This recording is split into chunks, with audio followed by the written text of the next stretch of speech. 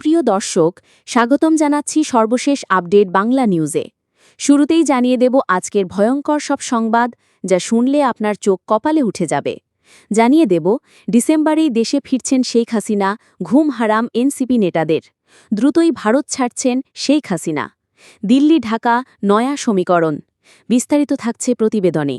আমাদেরকে তিনি নির্দেশনা দিয়েছেন যে আমরাও যেন সব তার সঙ্গে একসঙ্গে আমরা যারা এখানে অবস্থান করছি আমরা যেন দেশে ফিরে যাই। অর্থাৎ শেখ হাসিনা একা নন, তার সঙ্গে ভারতে অবস্থানকারী আসাদুজ্জামান খান কামাল থেকে শুরু করে আওয়ামী লীগের প্রাক্তন মন্ত্রীরাও ফিরবেন, সেই নির্দেশনায় দিয়েছেন বাংলাদেশের প্রাক্তন প্রধানমন্ত্রী হাসিনা। ডিসেম্বরে ভারত ছাড়তে চলেছেন তিনি। এখন প্রশ্ন, এরপর কোন পথে এগোচ্ছে নয়াদিল্লি ঢাকার সমীকরণ? শেখ হাসিনাকে নিয়ে কি ফের ঢাকা নয়াদিল্লির সমীকরণ বদলে যাবে? কারণ মোহাম্মদ ইউনূসের নেতৃত্বাধীন অন্তর্বর্তীকালীন সরকারের সময় দুই দেশের সম্পর্ক যে তলানিতে পৌঁছে গিয়েছিল, তার প্রথম কারণ তো ছিল ভারতের অবস্থান। এখন ভারত ছাড়লে পদ্মাপাড় আর নয়াদিল্লির সম্পর্ক কি কোনোভাবে প্রভাব পড়বে? নতুন ভাবে কি তৈরি হবে কূটনৈতিক সম্পর্ক? এখনকার প্রেক্ষাপটটা নিয়ে আলোচনা করা যাক। রাজনৈতিক বিশেষজ্ঞরা বলছেন, এখন ভারত বাংলাদেশের সম্পর্ক মিশ্র গতিতে রয়েছে। কারণ শেখ হাসিনার ভারতে অবস্থান নিয়ে পদ্মাপাড়ের জামাত এবং জুলাই আন্দোলনকারীদের আপত্তি ছিল। এমনকি বেশ কয়েকবার ভারতকে চিঠি দিয়েছিল অন্তর্বর্তীকালীন সরকার, যাতে নয়াদিল্লি প্রত্যর্পণ করায় শেখ হাসিনাকে। কিন্তু পাত্তাই দেয়নি না, বরং পরে ভারত কূটনৈতিক ভাষায় বলে দিয়েছিল যে শেখ হাসিনা ভারতের অতিথি, ফলে তিনি দিন চাইবেন ততদিন দেশে থাকতে পারেন। এরপর থেকেই দুই দেশের সম্পর্ক অবনতির দিকে যায়। এদিকে জামাত বাংলাদেশের বিরোধী দল। জামাতিরা ক্রমাগত বাংলাদেশকে উস্কানিমূলক ভারত বিদ্বেষী বক্তব্য দিয়ে যাচ্ছে, যেটাতে মোটেই ভালো চোখে দেখছে না নয়াদিল্লি। তার মধ্যে শেখ হাসিনার দেশে ফেরার বক্তব্য, যেটা অত্যন্ত গুরুত্বপূর্ণ। তিনি ডিসেম্বরে দেশে ফিরবেন বলে একটা সাক্ষাৎকারে স্পষ্ট করে জানিয়ে দিয়েছেন। প্রয়োজনে গ্রেপ্তার পারেন বলেও জানিয়েছেন তিনি। শেখ হাসিনা বলেন, আমাকে মেরে ফেললেও কিচ্ছু যায় আসে না, আমি ফিরবো। আওয়ামী লীগ কর্মীরা দমন পীড়নের শিকার হচ্ছে প্রায় 2 বছর ধরে, তাদেরতে আমাকে ফিরতেই হবে। রাজনৈতিক বিশেষজ্ঞরা বলছেন, একদিকে দেখতে গেলে ঢাকা এতদিন যা চাইছিল তাই ঘটছে, ভারত ছাড়ছেন শেখ হাসিনা, সে ফিরবেন তিনি। আর অন্যদিকে ভারত যে এমনি এমনি শেখ হাসিনাকে পাঠাবে দেশে, তা কিন্তু নয়।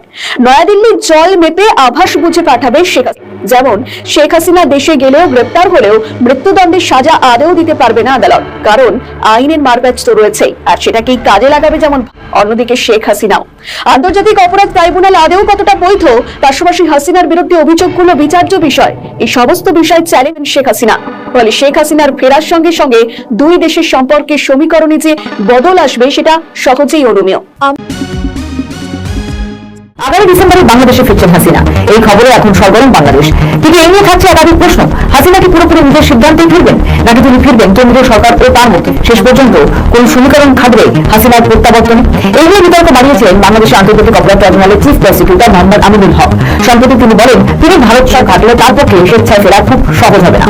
উনি যেটা বলেছেন যে তিনি এসে আত্মসমর্পণ করবেন, এটার আইনগত কোনো সুযোগ আমি দেখি না। কারণ তিনি ভারত সরকারের নিয়ন্ত্রণে ওখানে নির্বাচনে আছেন, তাকে আসতে গেলে ওই সরকারের নিয়ন্ত্রণ থেকেই আসতে হবে। তো তিনি এসে আত্মসমর্পণ করবেন, এইটার কোনো আইন নেই। অবশ্যই এক সরকার আরেক সরকারের কাছে হ্যান্ডওভার করবে, অথবা তিনি যদি অন্য কোনো পুলিশের হেফাজতে যাবেন, এরকম। ট্রাইব্যুনালের রায় অনুযায়ী শেখ হাসিনার সম্পদ বাজেয়াপ্ত হওয়ার প্রসঙ্গে তিনি বলেন, দণ্ডাদেশের সাথে তার সম্পত্তি যেগুলো বাংলাদেশে আছে, সেই স্থাবর সম্পত্তি বাজেয়াপ্ত করা হয়েছে। অতএব তার ব্যাংকে যদি কোনো টাকা থাকে, তার যদি স্থাবর কোনো সম্পত্তি থাকে, তাহলে সেটা কিন্তু এখন রাষ্ট্রীয় অনুকূলে বাজেয়াপ্ত করা, এটা মালিকানা কিন্তু আর তার নেই। হস্তান্তরের জন্য কেন্দ্রের কাছে একাধিকবার আবেদন করেছে বাংলাদেশ সরকার, কিন্তু তারেক সরকারের সেই আবেদনে এখনো অব্দি কোনো কান দেয়নি বিজেপি সরকার। তাই আন্তর্জাতিক অপরাধ ট্রাইব্যুনালের কোর্টের এই যুক্তি কতখানি ধরতে টিকবে, তা নিয়ে যথেষ্ট ধোঁয়াশা থাকে। আন্তর্জাতিক রাজনৈতিক বিশ্লেষকদের একাংশের মতে, শেখ হাসিনা যদি নিজের সিদ্ধান্তে দেশে ফেরেন, তাহলে সেটি হবে কোনো রাজনৈতিক বার্তা। সেক্ষেত্রে তিনি আইনি ব্যাখ্যা ও তার শাস্তিকে চ্যালেঞ্জ করতে পারবেন, যেখানে হাসিনার এই শাস্তি নিয়ে আগে থেকে যথেষ্ট সমালোচনা না প্রশ্ন রয়েছে। আবার হাসিনা যদি ভারতের প্রত্যাবর্তনের জন্য অপেক্ষা করেন, তাহলে ফের সামনে আসবে দুদেশের কূটনৈতিক ও আভ্যন্তরীণ সম্পর্ক। কোন রাজনৈতিক ব্যক্তিত্বকে প্রত্যার্পণ করার ক্ষেত্রে একাধিক জটিলতা থাকে, আর শেখ হাসিনার মতো হাই প্রোফাইল রাজনীতির ক্ষেত্রে প্রত্যার্পণ করার যে প্রক্রিয়া রয়েছে, সেগুলি আইন মেনে বাংলাদেশ সরকার মানবে কিনা, তাও বড় প্রশ্ন। সবথেকে গুরুত্বপূর্ণ বিষয় হলো বাংলাদেশ ও ভারতের মধ্যে প্রত্যর্পণ কোনো ব্যক্তিকে প্রত্যর্পণ করা হবে কিনা সেই সিদ্ধান্ত স্বয়ংক্রিয়ভাবে কার্যকর হয় না। সংশ্লিষ্ট দেশের আইন, আদালতের অবস্থান, অভিযোগের প্রকৃতি এবং সরকারের কূটনৈতিক বিবেচনার উপর নির্ভর প্রক্রিয়া এগিয়ে যায়। ফলে শেখ হাসিনার ক্ষেত্রে প্রত্যর্পণ হবে কিনা তা নিয়ে এখনই স্পষ্ট করে কিছু বলা যাচ্ছে না। ডিসেম্বরে যেসব আলোচনা হচ্ছে তার পিছনে বাংলাদেশের সম্ভাব্য রাজনৈতিক, বিচারিক অগ্রগতি এবং আন্তর্জাতিক কূটনৈতিক তৎপরতাও নির্ভর করবে। একদিকে যেমন আওয়ামী লীগের সমর্থকরা শেখ হাসিনা প্রত্যাবর্তনের সম্ভাবনাকে রাজনৈতিক পুনর্গঠন হিসেবে দেখে, অন্যদিকে বিরোধীরা দেখছেন হাসিনার শাস্তি কার্যকর করার দিকটি। এই দুয়ের মিশেলে কোন ক্ষেত্রে সিদ্ধান্ত কার্যকর হবে তাও যথেষ্ট তাৎপর্যপূর্ণ। তাই সব মিলিয়ে প্রশ্নটি এখন একটাই, ডিসেম্বরে কিভাবে হবে শেখ হাসিনা? ভারত সরকার কি বাংলাদেশের সঙ্গে প্রত্যাবর্তনের চুক্তিতে সব জট কাটিয়ে সই করে ফেলবে, নাকি আরো জটিলতার জেরে হাসিনা প্রত্যাবর্তন অনেকটাই ঘোর পাকিয়ে যাবে? সময়ের সঙ্গে শেখ হাসিনা ফিরলে বাংলাদেশের রাজনীতি ও সাময়িক পরিস্থিতি যে পাল্টাবে তা বলার অপেক্ষা রাখে না। ডিসেম্বরে দেশে ফেরা ঘোষণা শেখ হাসিনা, তাতেই থরহরিকম্প 3 দলের। কিন্তু কেন? শেখ হাসিনার একটি ঘোষণা, আর তাতেই খেলা কার্যত শেষ বাংলাদেশের দল বিএনপি। ভয়ে প্রলাপ মুক্তি শুরু করে দিল এনসিপি ও জামাতে ইসলামী। এতদিন চলতি বছর, আর এবার একেবারে নির্দিষ্ট করে সময় বেঁধে দিলেন শেখ হাসিনা। আওয়ামী লীগ কর্মীদের আত্মবিশ্বাস বেঁধে দিলেন চড়াশুরে। শেখ হাসিনার ঘোষণা প্রকাশ হওয়া মাত্রই মুহূর্তে দিশেহারা বাংলাদেশের রাজনৈতিক মহল। পাল্টা সংবাদ মাধ্যমের সামনে সাফাই রাখতে একের পর এক আজব দাবি তুলে গেল বিএনপি, এনসিপি ও জামাত। বিএনপি বলল বিচার চলবে, জামাত দেখলো ষড়যন্ত্রের গন্ধ, আর এনসিপির মুখে আরো কঠোর রাস্তায় হাঁটার কথা। রাজনৈতিক মহলের একাংশ বলছে পায়ের নিচ থেকে মাটি সরে এমনটাই হয়। হাসিনার প্রত্যাবর্তন বদলে দিতে পারে বাংলাদেশের ক্ষমতার সমীকরণ, নাকি শুরু হবে নতুন রাজনৈতিক পালাবদল, যেখানে ক্ষমতার শীর্ষে থাকবেন শেখ হাসিনাই।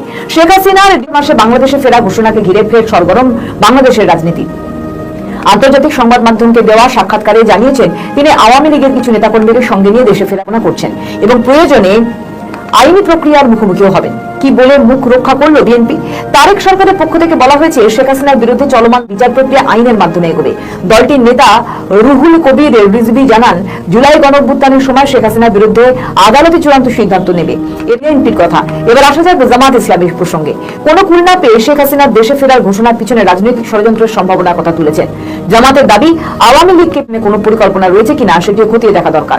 আরো এক ধাপ এগিয়ে চূড়ান্ত মূর্খামির পরিচয় দিল জাতীয় নাগরিক পার্টি বা এনসিপি। নাহিদ ইসলাম জানান, শেখ হাসিনার শাস্তি কার্যকর। আসলে আওয়ামী লীগের উপর থেকে একবার নিষেধাজ্ঞা প্রত্যাহার হলে সক্রিয় রাজনীতিতে আর এনসিপির কোনো অস্তিত্বই থাকবে না। তখন কোন গর্তে লুকোবেন? গত 2 বছর ধরে হাওয়া গরম আসা নাহিদ প্রকাশ্যে মারধর খেলেও অবাক হওয়ার কিছু থাকবে না। শেখ হাসিনার দেশে ফেরার ঘোষণা এমন এক সময় এসেছে যখন বাংলাদেশের রাজনৈতিক পরিবেশ যথেষ্ট সংবেদনশীল। আওয়ামী লীগের নেতাদের বিরুদ্ধে মামলা এবং গত কয়েক মাসের রাজনৈতিক পরিবর্তন সব মিলিয়ে দেশের রাজনীতিতে চলছে বড় চাপানুতর। রাজনৈতিক পর্যবেক্ষকদের মতে শেখ হাসিনা যদি সত্যিই দেশে ফেরেন তাহলে বাংলাদেশের রাজনীতিতে বড় ঘটনা হবে, কারণ আওয়ামী লীগের দীর্ঘদিনের নেতৃত্ব, সমর্থক ভিত্তিক এবং দেশের রাজনীতিতে দলটির প্রভাব এখনো গুরুত্বপূর্ণ একটি বিষয়। শেখ হাসিনার ডিসেম্বরের প্রত্যাবর্তনের ঘোষণা বাংলাদেশের রাজনীতিতে নতুন অধ্যায়ের সূচনা করেছে। বিএনপি, জামাত, এনসিপি নিজেদের অবস্থান স্পষ্ট করলেও এখন থেকে এই 3 রাজনৈতিক দলের মাটি দিন আলাদা হচ্ছে তা বলাই বাহুল্য। একটি ঘোষণা, আর তাতেই বাংলাদেশের রাজনীতিতে নতুন ঝড়। আগামী ডিসেম্বরে দেশে ফেরার কথা জানিয়েছেন শেখ হাসিনা। কিন্তু এই প্রত্যাবর্তনের নেপথ্যে কি শুধুই রাজনৈতিক সিদ্ধান্ত, নাকি কাজ করছে কোনো অদৃশ্য কূটনৈতিক সমীকরণ? ডিপ স্টেট থেকে আন্তর্জাতিক শক্তি, সব দিক ঘিরেই এখন চলছে নানা জল্পনা। ডিপ স্টেট বলতে সাধারণত এমন একটি ধারণাকে বোঝানো হয় যেখানে বলা হয় কোনো দেশে নির্বাচিত সরকারের বাইরে থাকা কিছু প্রভাবশালী ব্যক্তি বা প্রতিষ্ঠান নেতাকে রাষ্ট্রের গুরুত্বপূর্ণ সিদ্ধান্ত এবং নীতিতে প্রভাব ফেলতে পারে। আরো সহজ ভাষায়, সরকারের পিছনে আরেকটি অদৃশ্য ক্ষমতার কাঠামো কাজ করে। হাসিনার প্রত্যাবর্তনের নেপথ্যে রহস্যের ছায়া। বাংলাদেশ ভৌগোলিক এবং কৌশলগতভাবে এক গুরুত্বপূর্ণ অবস্থানে রয়েছে। বঙ্গোপসাগর, ইন্দো প্যাসিফিক অঞ্চল, চীনের প্রভাব, নিরাপত্তা এবং বাণিজ্যিক সম্পর্কের কারণে যুক্তরাষ্ট্র বাংলাদেশের প্রতি আগ্রহ দেখায়। শেখ হাসিনার দেশে ফেরার ঘোষণা বাংলাদেশের রাজনৈতিক অঙ্গনে নতুন আলোড়ন তৈরি করে। দীর্ঘ সময় দেশের বাইরে থাকার পর ডিসেম্বর মাসে দেশে ফেরার পরিকল্পনার কথা সামনে আসতেই শুরু হয়েছে নানা আলোচনা। শুধু রাজনৈতিক মহল নয়, আন্তর্জাতিক পর্যবেক্ষকরাও এখন নজর রাখছেন বাংলাদেশের পরবর্তী রাজনৈতিক গতিপথের দিকে। সবচেয়ে বড় প্রশ্ন, শেখ হাসিনার এই প্রত্যাবর্তনের সিদ্ধান্ত কি শুধুই তার নিজের রাজনৈতিক, নাকি এর পিছনে রয়েছে কোনো বৃহত্তর শক্তির হিসাব? এই প্রশ্নগিরির সামনে এসেছে ডিপ স্টেটের প্রসঙ্গ। রাজনৈতিক বিশ্লেষকদের একাংশ মতে বাংলাদেশের ভূমি গুরুত্বের কারণে দেশটির রাজনৈতিক পরিবর্তনের দিকে বিভিন্ন আন্তর্জাতিক পক্ষের নজর থাকা স্বাভাবিক। ভারত, পশ্চিম এশিয়ার একাধিক দেশ এবং আঞ্চলিক শক্তিগুলোর কূটনৈতিক অবস্থা বাংলাদেশের ভবিষ্যৎ রাজনীতিতে গুরুত্বপূর্ণ ভূমিকা রাখতে পারে। শেখ হাসিনা আন্তর্জাতিক সংবাদ মাধ্যমকে দেওয়া সাক্ষাৎকারে জানিয়েছেন তিনি দেশে ফিরে আইনি প্রক্রিয়ার মুখোমুখি। তার এই বক্তব্যের পর থেকেই রাজনৈতিক সমীকরণ আরো জটিল হয়ে উঠেছে, কারণ আওয়ামী লীগ দীর্ঘদিন বাংলাদেশের অন্যতম প্রধান রাজনৈতিক শক্তি হিসাবে ছিল এবং শেখ হাসিনার দলটির কেন্দ্রীয় নেতৃত্বের প্রতীক হাসিনার ফেরার ঘোষণায় বিএনপি সহ অন্যান্য রাজনৈতিক দলগুলির প্রতিক্রিয়ার সামনে এসেছে। তবে রাজনৈতিক বিশ্লেষক বলছেন শেখ হাসিনার ফেরার বার্তায় নিজেদের হারাতে চলা রাজনৈতিক জমি শক্ত করতেই এই সব দাবি সামনে আনা হচ্ছে। আর এই পরিস্থিতিতে বাংলাদেশের নতুন করে প্রশ্ন উঠছে, শেখ হাসিনা দেশে ফিরলে কি আওয়ামী লীগ আবার সক্রিয় হয়ে উঠবে? বদলে যাবে কি রাজনৈতিক ভারসাম্য, নাকি আইনি এবং রাজনৈতিক কারণে তার প্রত্যাবর্তন আরো বড় সংকট তৈরি করবে? বিশেষজ্ঞদের মতে শেখ হাসিনার দেশে ফেরা শুধুমাত্র একজন রাজনৈতিক নেত্রীর প্রত্যাবর্তন নয়, এটি বাংলাদেশের রাজনৈতিক কাঠামোর জন্য একটি গুরুত্বপূর্ণ ঘটনা হতে পারে। সব মিলিয়ে শেখ হাসিনার ডিসেম্বরের প্রত্যাবর্তন ঘিরে জল্পনা যতই বাড়ছে ততই স্পষ্ট হচ্ছে বাংলা রাজনীতি প্রবেশ করছে এক নতুন অনিশ্চয়তার অধ্যায়ে। নজর থাকবে এই প্রত্যাবর্তন কি শুধু একটি রাজনৈতিক সিদ্ধান্ত, নাকি এর পিছনে রয়েছে আবারও বড় কোনো কৌশলগত হিসাব। যদি দেশে ফিরে কেবলমাত্র ফিরবে ফাঁসির রায় কার্যকর হওয়ার জন্য। যে আওয়ামী লীগ কোনো রাজনৈতিক দল না, এটা একটা ভারতের দিল্লির একটা নিয়ন্ত্রিত একটা দল। সাক্ষাৎকার, ফের দেশে ফেরার হুঙ্কার, ফের দিলেন আলটিমেটাম। কথা হচ্ছে শেখ হাসিনাকে নিয়ে, যাকে আটকানো যায় না। এর আগেও গোটা বিশ্ব দেখেছিল মুজিব কন্যা কতটা অপ্রতিরোধ্য। বহু বাধা অতিক্রম করে তিনি দেশে ফিরেছিলেন, এবারও তিনি ফিরছেন, আর সেটা এই বছরের ডিসেম্বরে। এদিকে ফেরার বার্তিত বিএনপি সরকার, কম্পিত ছাত্র নেতারা, অন্তত তাদের মন্ত্রী উপদেষ্টাদের বক্তব্য শুনে সেটাই মনে হচ্ছে। কিন্তু প্রশ্ন উঠছে, একটি দলে কার্যক্রমকে করিয়ে নিষিদ্ধ করিয়েও আটকানো গেল না, এত কাঠখড় পুড়িয়েও লাভের লাভ হলো না। তবে সাক্ষাৎকারে কি কি বললেন শেখ হাসিনা? দীর্ঘ 1 ঘন্টার টেলিফোনিক একটি সাক্ষাৎকার, যেখানে ফেরার ঘোষণা থেকে শুরু করে দলীয় নেতাদের আত্মসমর্পণের কথা তিনি বললেন হত্যা হতে পারি, তারপরও আমি ফিরব। বাংলাদেশের প্রাক্তন প্রধানমন্ত্রী শেখ হাসিনা বললেন, দেশে ফেরার পর আমাকে গ্রেপ্তার করা হতে পারে, তবুও আমি ফিরব।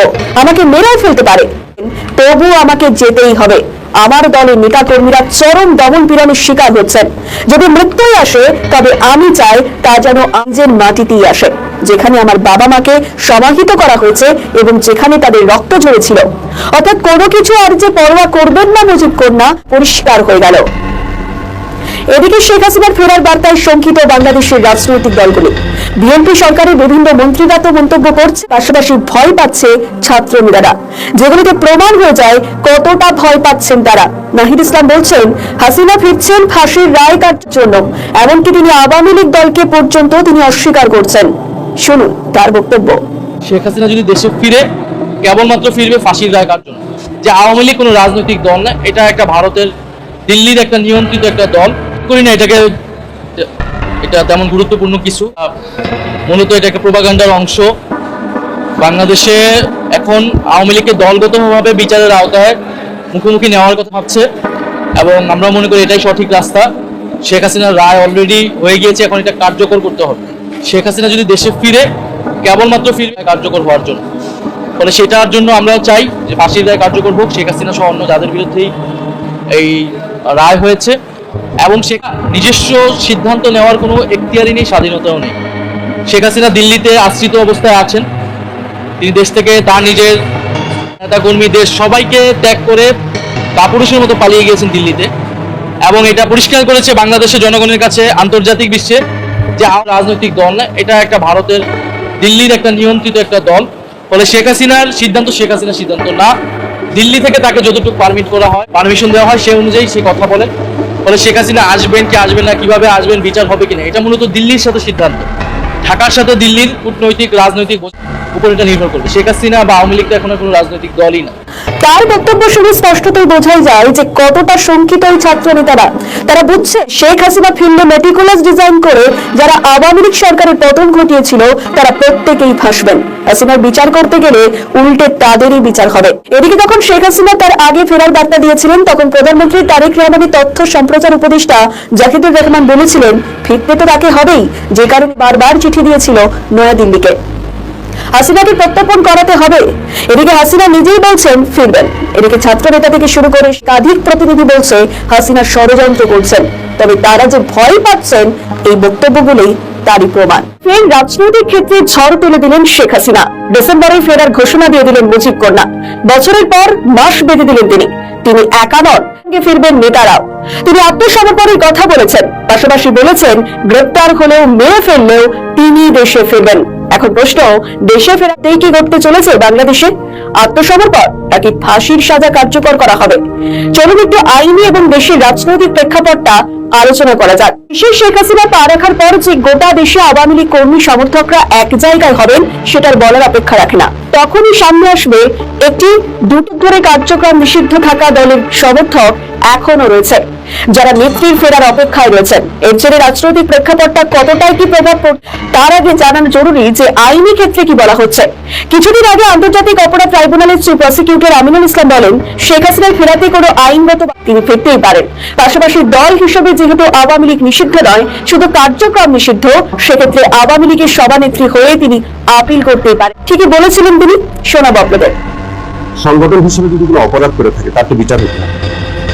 আপনি সরকার সন্ত্রাস বিরোধী আইন 2018 বিধান অনুযায়ী আপনি কোনো বিচার ছাড়াও আপনার কোন সংগঠনকে ব্যান করতে পারবেন অথবা কার্যক্রম নিষিদ্ধ করতে, বাট ওই সংগঠনটি যদি কোনো অন্যায় করে থাকে, অপরাধ করে থাকে, তার তো বিচার হতে হবে। এখন বিচার ছাড়া যদি আপনি ওই সংগঠনটাকে তাহলে তো জনমনে প্রশ্ন দেখা দিবে।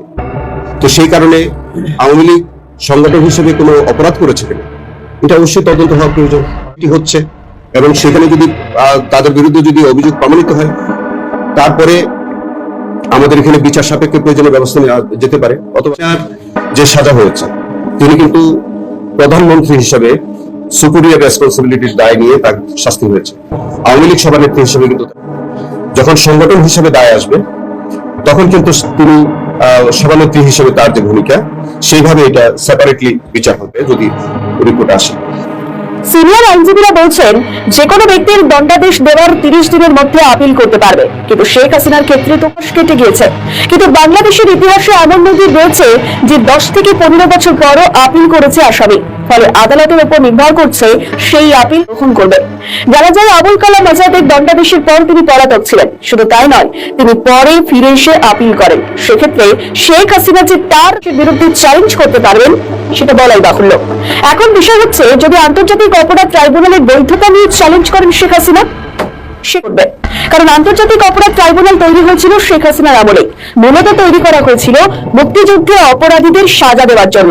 সেখানে শেখ হাসিনা তার আমলের মন্ত্রীদের বিচার কতটা বৈধ, আদৌ সে বিচার করতে পারে কিনা সেটা নিয়ে প্রশ্ন রয়ে গিয়েছে, যেটা নিয়ে আন্তর্জাতিক ক্ষেত্র থেকে বহু চিঠি আইসিটি দেয়।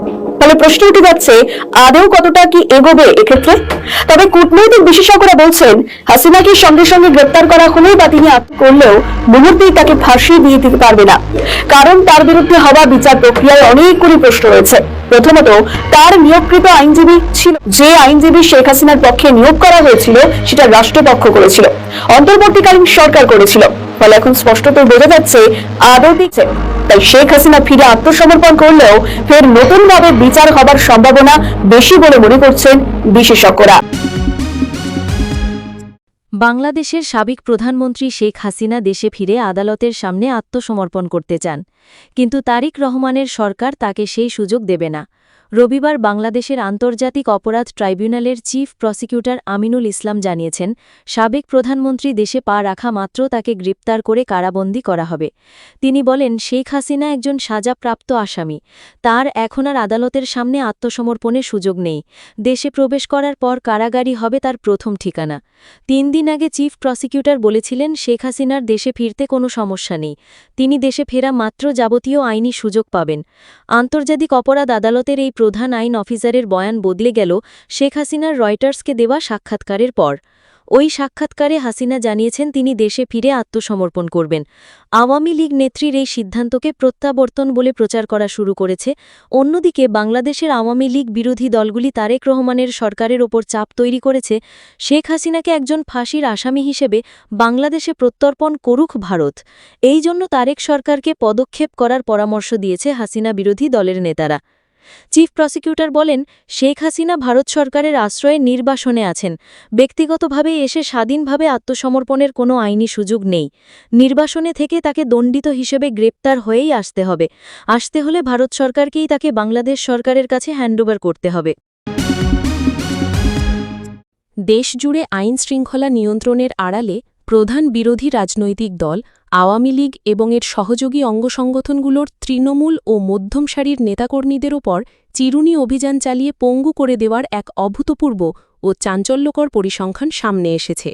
আজ সোমবার বিকেলে পুলিশ সদর দপ্তরের পক্ষ থেকে আনুষ্ঠানিকভাবে জানানো হয়েছে যে চলতি বছরের ১ মে থেকে ১২ জুলাই পর্যন্ত ৩.৫ মাসব্যাপী পরিচালিত বিশেষ অভিযানে দেশজুড়ে মোট ৩২,৯০৮ জনকে গ্রেফতার করা হয়েছে, যার পাশাপাশি বিভিন্ন পুরনো মামলার পরোয়ানা তামিল ও অন্যান্য নিয়মিত অভিযানে আরও ৮৩,৮১৭ জনকে শ্রীঘরে পাঠানো হয়েছে। পুলিশ প্রশাসন এই মেগা অভিযানকে নিয়মিত আইনি প্রক্রিয়া হিসেবে দাবি করলেও মাঠ পর্যায়ের রাজনৈতিক বাস্তবতা এবং বিশ্বস্ত সূত্রগুলো নিশ্চিত করেছে যে গ্রেফতারকৃতদের এই বিশাল ও সিংহভাগ অংশই হলেন রাজপথের প্রধান শক্তি আওয়ামী লীগ, ছাত্রলীগ, যুবলীগ ও স্বেচ্ছাসেবক লীগের হাজার হাজার সক্রিয় নেতাকর্মী। দেশের সাম্প্রতিক রাজনৈতিক পটপরিবর্তনের পর এবং বিশেষ করে দলের সভানেত্রী শেখ হাসিনা ও সাবেক স্বরাষ্ট্রমন্ত্রী আসাদুজ্জামান খান কামালের ডিসেম্বরের মেগা কামব্যাক ও স্বদেশ প্রত্যাবর্তনের ঘোষণার পর থেকেই তৃণমূলের কর্মীরা যেভাবে উজ্জীবিত হচ্ছিলেন, ঠিক সেই মুহূর্তে তাদের রাজনৈতিকভাবে অবদমিত ও কোণঠাসা করতেই এই পাইকারি হারের বিশেষ দমনপীড়ন ও গণগ্রেফতার চালানো হচ্ছে বলে তীব্র ক্ষোভ প্রকাশ করেছে দলটির নীতি নির্ধারকেরা। আইনি প্রক্রিয়ার নামে বেছে বেছে কেবল আওয়ামী লীগের নেতাকর্মীদের রাজপথ ও ঘরবাড়ি থেকে তুলে নিয়ে জেল গেট থেকে একের পর এক নতুন সাজানো মামলায় জড়ানোর এই হিড়িক আন্তর্জাতিক পরিমণ্ডলেও এক বিশাল ধাক্কা দিয়েছে। অ্যামনেস্টি ইন্টারন্যাশনাল ও হিউম্যান রাইটস ওয়াচ সহ বিশ্বের শীর্ষস্থানীয় আন্তর্জাতিক মানবাধিকার সংস্থাগুলো বাংলাদেশের এই বর্তমান রাজনৈতিক দমনপীড়ন এবং পাইকারি হারে বিরোধী দলীয় নেতাকর্মীদের কারারুদ্ধ করার ঘটনায় গভীর উদ্বেগ ও তীব্র নিন্দা প্রকাশ করেছে।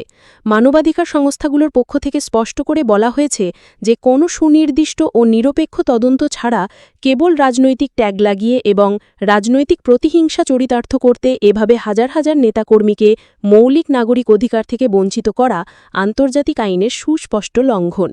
বৈশ্বিক পর্যবেক্ষকরা হুঁশিয়ারি দিয়ে বলছেন, বিচারিক প্রক্রিয়াকে বুড়ো আঙুল দেখিয়ে রাজনৈতিক দল দমনের এই মেগা মিশন বিশ্বমঞ্চে বাংলাদেশের আইনি কাঠামোর বিশ্বাসযোগ্যতাকে সম্পূর্ণ ধুলোয় মিশিয়ে দিচ্ছে। দেশ যেন আবারও হাঁটছে সেই পুরনো অন্ধকার গলিতে। ২০২৬ সালের প্রথম ৩ মাসে বাংলাদেশে নতুন বিদেশি বিনিয়োগ নেমে এসেছে তলানিতে, কমেছে বিরাট ৭০%। কেন্দ্রীয় ব্যাংকের হিসাব বলছে মাত্র $৭,৮২,০০,০০,০০০ নতুন পুঁজি এসেছে, যা গত ৪ প্রান্তিকের মধ্যে সর্বনিম্ন। অর্থনীতিবিদরা সরাসরি আঙুল তুলছেন বিএনপি জামায়াতের নেতৃত্বাধীন সরকারের দুর্বল শাসন ও কাঠামোগত ব্যর্থতার দিকে। বিদেশি বিনিয়োগকারীরা নতুন কোনো প্রকল্পে টাকা ঢালতে চাইছেন না। তাদের কাছে বাংলাদেশ এখন অনিশ্চয়তার সাগর।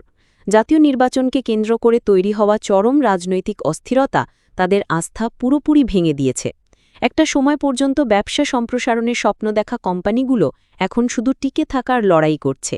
অথচ এই সরকারই তো বলেছিল আস্থার বাংলাদেশ করবে। শুধু তাই নয়, একের পর এক আন্তর্জাতিক রেটিং সংস্থা বাংলাদেশের ঋণমান কমিয়ে দিচ্ছে। এই রেটিং বিদেশি বিনিয়োগকারীদের কাছে লাল কার্ডের মতো। তার উপর ব্যাংকিং খাতে লাগামহীন খেলাপি ঋণ আর পুঁজি ফেরত নেওয়ার জটিলতা তো রয়েছেই। অর্থনীতিবিদরা বলছেন, বিনিয়োগ বান্ধব পরিবেশ তৈরির নামে শুধু মন্ত্রীর মুখে বুলি আওড়ানো হচ্ছে, কাজের কাজ কিছুই হচ্ছে না। পুনর্বিনিয়োগকৃত লভ্যাংশের অঙ্ক দেখে বিভ্রান্ত হওয়ার সুযোগ নেই। অর্থনীতিবিদরা পরিষ্কার বলছেন, পুরনো কোম্পানির লাভের টাকা ব্যবসায় থাকাটা প্রকৃত অগ্রগতি নয়। আসল চালিকা শক্তি হল একদম নতুন পুঁজি। সেটাই যখন শূন্যের কোঠায়, তখন সরকারের ব্যর্থতা ঢাকার কোনো সুযোগ নেই।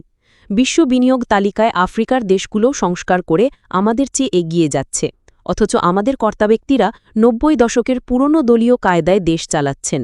মনে পড়ে যাচ্ছে ২০০১ থেকে ৬ সালের সেই আঁধার সময়ের কথা, যখন অপশাসন আর লুটপাটে বিদেশি বিনিয়োগ মুখ থুবড়ে পড়েছিল। ঠিক সেই একই চিত্রনাট্য আজ আবার মঞ্চস্থ হচ্ছে।